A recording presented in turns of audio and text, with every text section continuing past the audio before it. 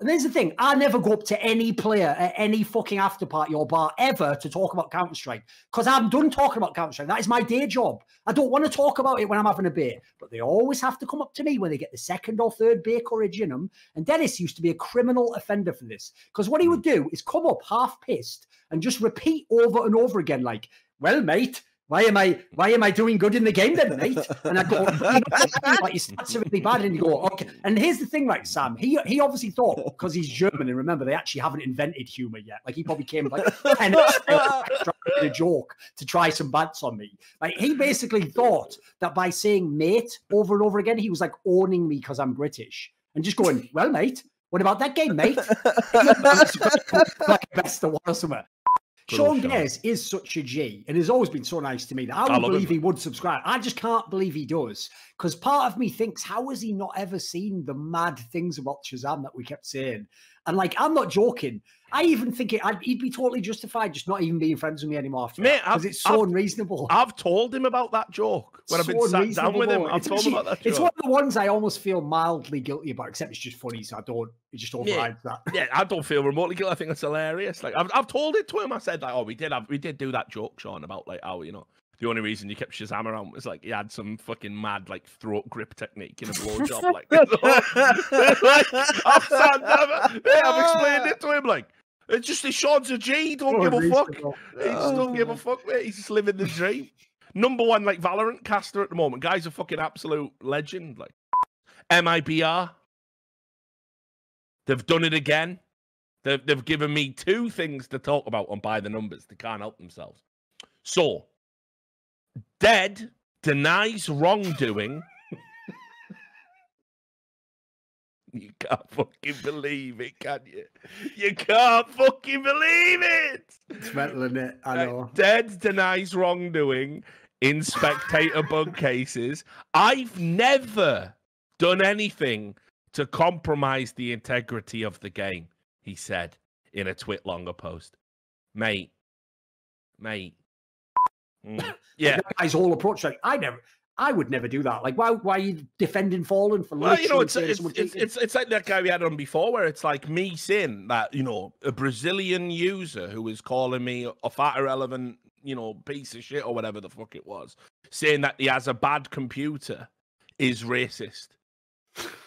You know, just and spamming threads like, mods, look what he's doing, get him, Reddit mods, and the Reddit mods are deleting it. I love that shit. Right, I love that. Right? And then he's... My favourite is whenever they freak out, basically, and start going, and like literally on Reddit going, you're lucky the mods are protecting you wherever you are, Richard Lewis, curse you! I also, low-key, actually do seriously love it when they imply that we're the ones who have the connection. That's a conspiracy. I know, imagine that. Of all people, right? It's Reddit mods covering our asses. I know, exactly.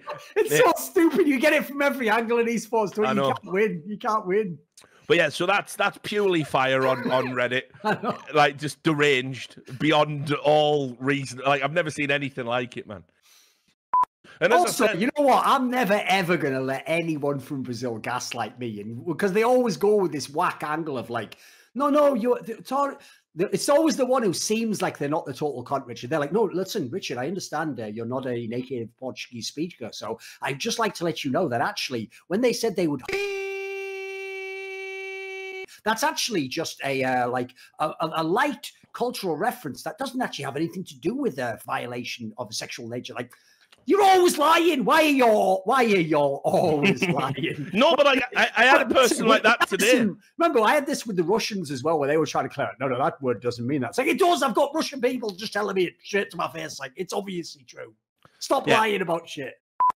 Basically, what Sam's describing now is also why one thing that actually this newer generation you should be so grateful for is that you all just have smartphones with internet access. Do you know how much shit me and Richard have had to sit and listen to from people who were just vaguely believable liars? I'm talking about, you would be like 7 years old, and first of all, they'd be talking about how they'd like fingered one of the fucking like fucking female teachers, just stuff that like there's no plausible way. Or like, you know, it was always that they're like dad's cousin, like, you know, knows fucking fucking Sylvester Stallone, and he's getting him on the next movie. I had the ultimate. I had the ultimate, right? I went to school with a lad called Sean, and this kid, bless him, right? For some reason, like the bullies sort of kept him around like a pet, right? But he was stick thin, like almost malnourished. Like he was pale. He had raging ginger hair. Like surname was King. Right, no. Because no, I'm not going to say anything else. If you have a laugh, just search that name, children's pictures. Just search children's pictures. That's all you have to do. All you have to do. But also, as well, the poor lad, he had a fucking cleft palate, you know. Get me out of here. Right. And so he had the scar on his lip. I was designed by committee to be bullied. No, exactly right. But he was also an habitual liar. So he would fucking. So the first thing was he didn't have a cleft palate, like, because I didn't know about cleft palates enough, and I'd never seen one before when I was a kid. So I remember asking him, like, "Oh, how have you got that there?" Like, and he had it was very nasally. He had he hadn't quite mastered the voice, and he was going, "Yeah, I was in a fight, and someone tried to give me a Chelsea smile," and like fucking just everything he said was a lie. And then he told me, and this in all seriousness, looked me dead in the eye and told me to keep this a secret. He told me that his dad was Arnold Schwarzenegger. What do you mean? I need you to think about all of the genetics. Of course. All of the genetic aberrations that this is. And he said that he was the son of Arnold Schwarzenegger and that he'd been dropped into this he's school a fucking Hey Arnold. It was unbelievable, mate. It was so bad. And he swore blind. You don't tell anyone. You don't tell anyone. Mate, that kid's life was... Oh, mate. Who was his mother? A fucking Cronenberg? Like, how does I don't even know. Schwarzenegger make that? I don't even know. Have you seen his actual son as well? It literally just looks like Arnie duplicated. He's got the exact same genes. He's fucking massive.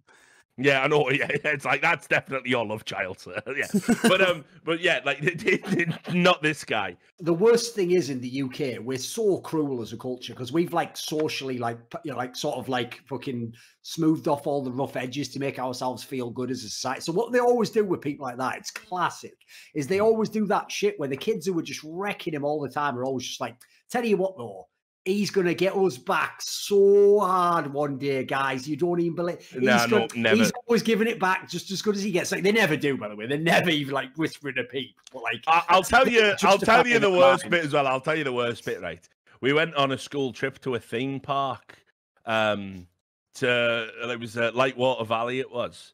And anyway, as you may or may not know, when people with like special needs, disabled people go straight to the front, course. Go straight to the front, right? So we're all queuing up with Sean, right?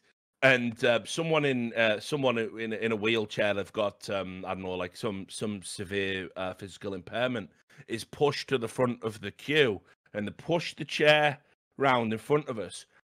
But on the back of the wheelchair, they've got a personalised number plate. And it's SH4UN, Sean, right? And one of the fucking bullies just goes, "Fucking hell, Sean, they brought your chair up here, mate." Like, everyone's fucking absolutely creased. And, mate, he's crying. "Fuck off, man. No, it's not my chair. Fuck off." Oh, mate, it was horrible. Because obviously the worst thing is what, by the way, is like when you're a kid as well, you don't have the full self-awareness of all this, so you're just cracking up like, "Oh, I fucking roasted him." Yeah. They're like haunted by some of the stuff I saw as a child. Like it's just so unreasonable. It's funny how you realise how bad it is, though. You're just like, "Fucking hell." Yeah, no, really, mate. Like really though, as well. Like you're like, "Fucking hell, how did you cope with that? Like, how did you get through, mate?" He must be very mentally strong. Maybe that's the thing he inherited from his dad, Arnold. Who knows? Rezchi asks, "What's the largest animal you think you could knock out with a single punch?" Dossier.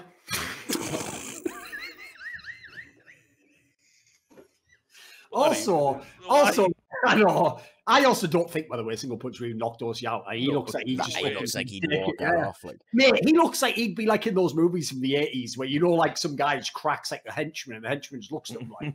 Yeah, and you go, oh shit! Yeah, that's what it looks like. It happened if you went to Dorsey. Mate, yeah, like that fucking, what is it, Grossberger in fucking Stir Crazy. Oh shit! Oh shit! Good times. I don't know. I'll listen. I'm confident in my technique. Like, I reckon I could. The thing is, you got to sleep a gorilla. That's it. You got to analyze the anatomy of the animal. Some animals might not even be able to get KO'd. Mate. It's all about like the brain moving. What if they've just got a really tight brain? It might be a knockout. Yeah, I literally don't think gorillas can be. Not by force. Like maybe with chemicals, obviously. But not by sheer not even force. then. Like not even then. Not even then. I don't know actually. Like, because bears, like the big boys are off the table. Like, you're not doing bears and gorillas. You're definitely not doing elephants. I'm thinking like what big cattle, like farm animals. Maybe like a small cat, a small lamb. You've seen Blazing Saddles, obviously. Do you remember when Mungo knocks out the horse? Yeah. I still don't know how they do that without that horse actually getting hurt. By the way, because I've legit watched that scene. It was a while ago, mate. I don't think they took that into consideration, really. Yeah, I know, mate. I reckon that horse did get sparked. They probably just filmed it in fucking Thailand or something. Yeah, where it's okay to do that stuff. There'll be some shit like that, yeah. Yeah, I hope not. I like horses. They get a bum deal in life. They do, having to cope with us. But if Mungo could do a horse, I reckon I could do a horse. I wouldn't, like. The CEOs from YouTube just straight fucking my wife in front of me and uploading it as an ad to the videos of me going, how much I love my wife. Think about when a little cat this big, when they hit you with the claws. This is why I'm not a cat person, because I can handle cats right up until the moment they get shitty and they start using the claws. Mate, I'll knock a fucking cat out if they ever did that to me. They're not going to fucking claw me. I'll just connect on that jaw like fucking Dan Henderson or fucking Michael Bisping first time round. Your cat'll be. Listen, I'll starch a motherfucker if it goes to me. I know it's just a little cat, but stay the fuck out of my zone. I'm saying his claws. I ain't playing that.